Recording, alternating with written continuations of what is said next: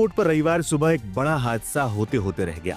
अब तक आई रिपोर्ट्स के अनुसार लखनऊ से दिल्ली जा रही इंडिगो की फ्लाइट 6C2111 टेक ऑफ के लिए रनवे पर तेजी से दौड़ रही थी। विमान अपनी रफ्तार भी पकड़ रहा था, लेकिन तभी अचानक पायलट ने इमरजेंसी ब्रेक लगाकर विमान को रोक दिया।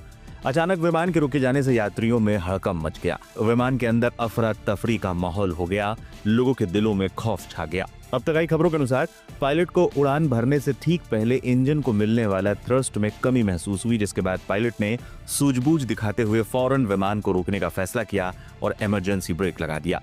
इस विमान में सपा प्रमुख अखिलेश यादव की पत्नी सांसद डिंपल यादव समेत 151 यात्री सवार थे। अचानक फ्लाइट रुकने से यात्रियों में हड़कंप मच गया था और कई लोग सहम गए थे। हालांकि सभी यात्रियों को सुरक्षित बाहर निकाल लिया गया और दूसरी फ्लाइट से दिल्ली भेज दिया गया।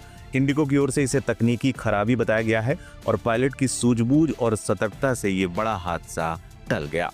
फ्लाइट संख्या 6C2111 में तकनीकी खराबी आ गई। अब तक आई खबरों के अनुसार फ्लाइट संख्या 6C2111 में तकनीकी खराबी आ गई थी। इधर डीजीसीए ने भी घटना की रिपोर्ट मांगी है। इंडिगो ने बयान जारी कर कहा है कि तकनीकी कारण से विमान का टेक ऑफ रोकना पड़ा। हालांकि इंडिगो ने फ्लाइट्स को क्यों रोका गया, इसकी कोई स्पष्ट वजह नहीं बताई गई है। रिपोर्ट्स के अनुसार पायलट ने तुरंत एटीसी को अबेंडिंग टेक ऑफ की सूचना दी थी। इसके बाद पायलट ने विमान को रोकने का फैसला किया। अहमदाबाद प्लेन क्रैश की यादें हुई ताजा। 12 जून 2025 को अहमदाबाद हवाई अड्डे से उड़ान भरने वाला एयर इंडिया का विमान AI-171 उड़ान भरने के कुछ देर बाद ही दुर्घटनाग्रस्त हो गया था।